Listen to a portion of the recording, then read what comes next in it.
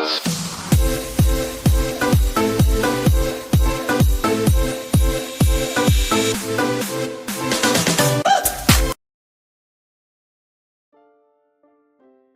up mga kaklistites? Me again, Patrick Patricio. Okay, so for today's video guys is nasa inyong harapan yung isang torque wrench. Isang tools na pampahigpit. Ito yung tools na pampahigpit na specific na higpit o yung torque niya. Okay, so susubukan kong ipaliwanag sa inyo ng mas maintindihan nyo. Okay, so although yung iba dyan alam na ito, pero syempre yung iba na newbie o mga beginners na tulad ko, baka nagtataka sila dun sa mga bisikleta nila na meron nakalagay na, for example sa stem, meron nakalagay na 7 Nm. Magtataka ka, ano ba yung 7 Nm na yun? Yun yung specific torque na higpit nung mga bolt nung stem na yun, or kung ano mang piyesa yung may mga ganon. Meron pa yan sa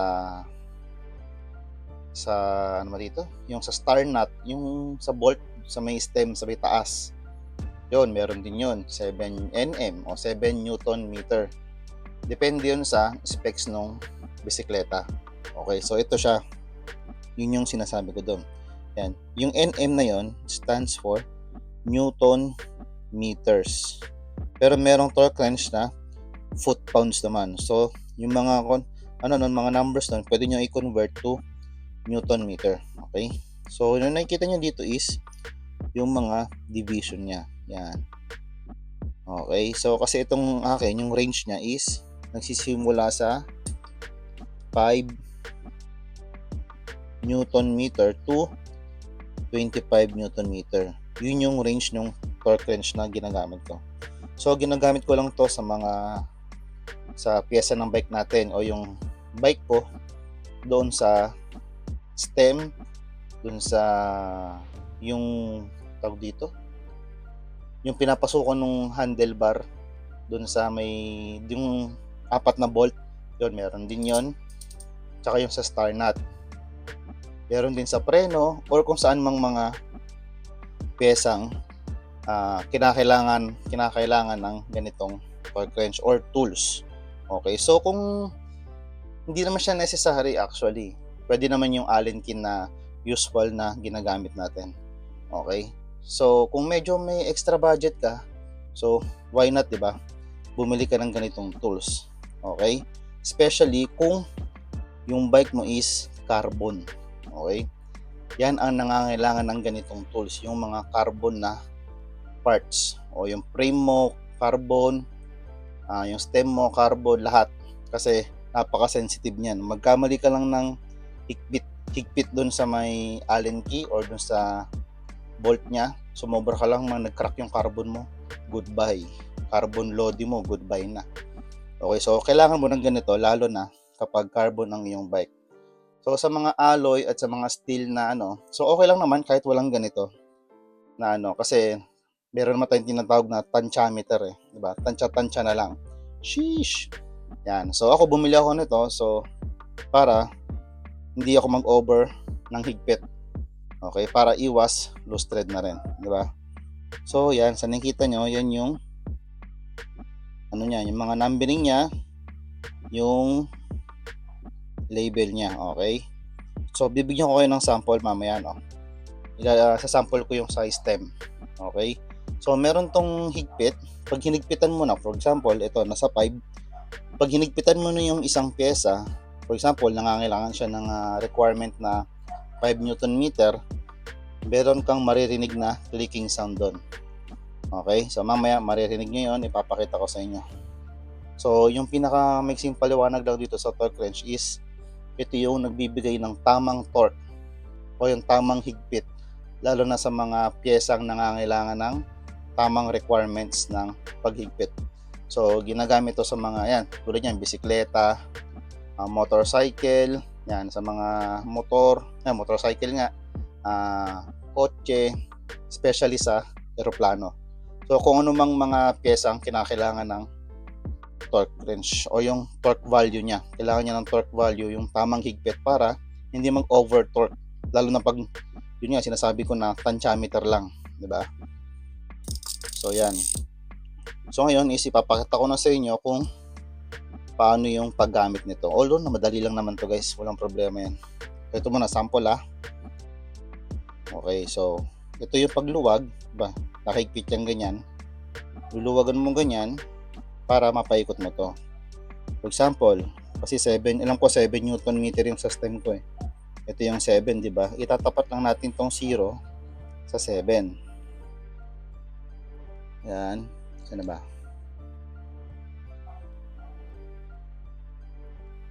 O, konti na lang.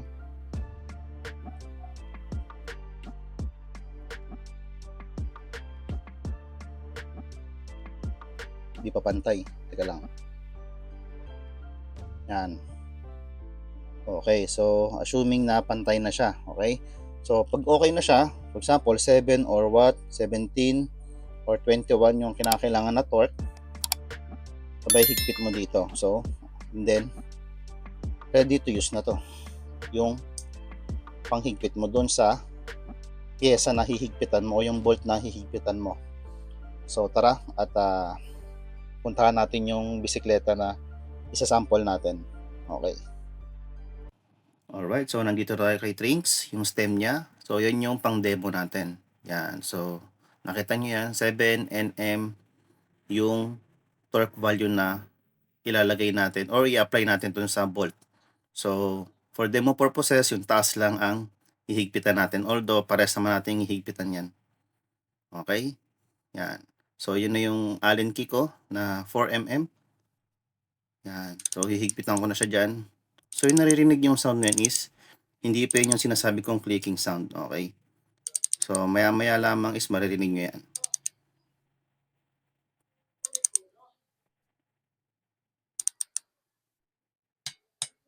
Yun. Sa pa. Alright. So yun yung clicking sound na sinasabi ko, which is na-reach nyo na yung torque value doon sa bolt natin. Okay. So yun yung hudyat na okay na siya, na naka-torque na. So i-demo ko dyan kung paano ko tinatanggal kabit yung Allen key.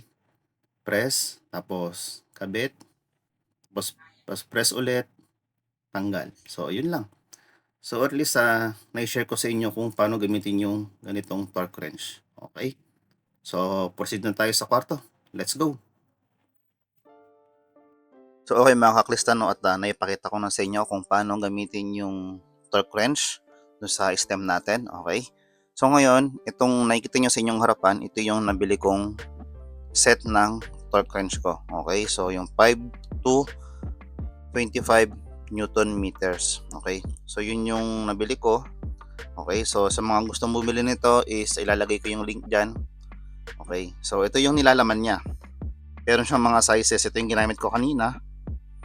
Yung 4mm. Okay. Meron siyang 3, 4, 5, 6, 8, and 10mm. Tapos meron din siyang T20, T25 at T30. Okay. So, ito din, mayroon ng kasamang adapter. Yan. So, o nga pala, for example, is ginamit nyo siya ng kunyari, naka 21 or nasagad nyo siya ng 25 Newton meter. Make sure, bago nyo ibalik sa lagayan, tulad nito, ibalik nyo siya sa pinakamababa, which is 5 or kung ano man yung available nyo na pinaka mababang torque value para hindi ma-stress yung spring niya sa loob. Okay.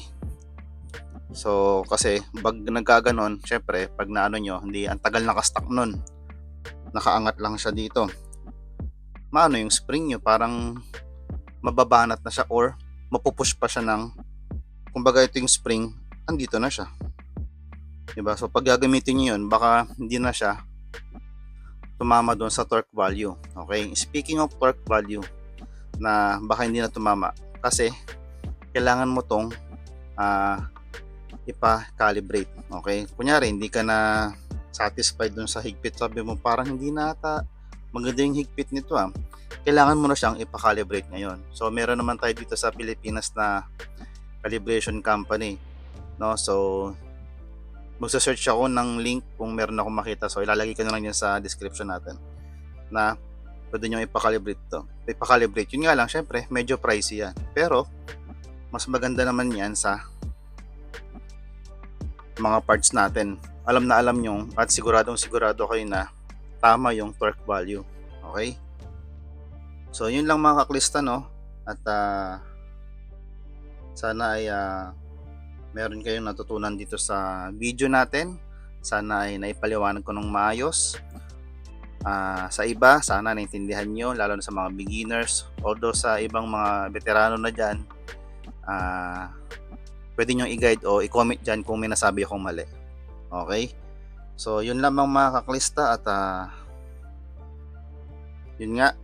Ay, nga pala, meron din palang nabibiling ano to. Tawag dito. Ito kasi yung tawag dito, graduated torque wrench. Meron namang tinatawag na digital torque wrench. Siyempre doon, mas madali na yan kasi anuhin mo na lang yun. Kumbaga, pindot-pindot na lang. Mas ano na yun. Mas madali mo nang maano. Yung kasi digital na siya.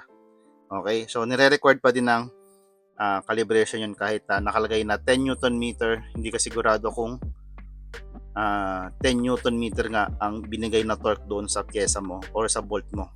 So, pag nagpa-calibrate naman kayo, ano naman yan?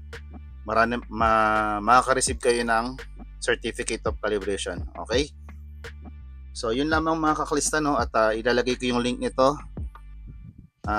para kung gusto nyong bumili ng ganitong set, meron pang mas mataas na ano dyan na value sa 25, meron pang mas mataas dyan. Okay? So, kung depende yan sa paggagamitan ng requirement or torque value. Okay? So, yan lang mga kaklista at sana yung matutunan kayo dito sa video natin. Maraming salamat sa panonood nyo. God bless and ride safe. Sheesh. Alright.